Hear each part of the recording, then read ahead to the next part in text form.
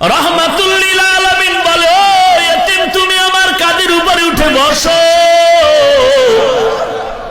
ইতিম বলে না না, বলে না বাবা তুমি আমার কাঁধে উঠো,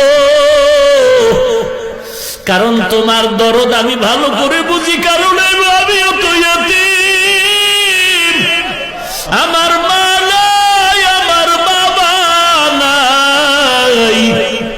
ওরে যুবক, দুটো পায়ে হাত রেখে বলি তওবা কর, তোমার মতো যুবক নামাজি অভাব নাই। কোথায় চলছো রে বাবা?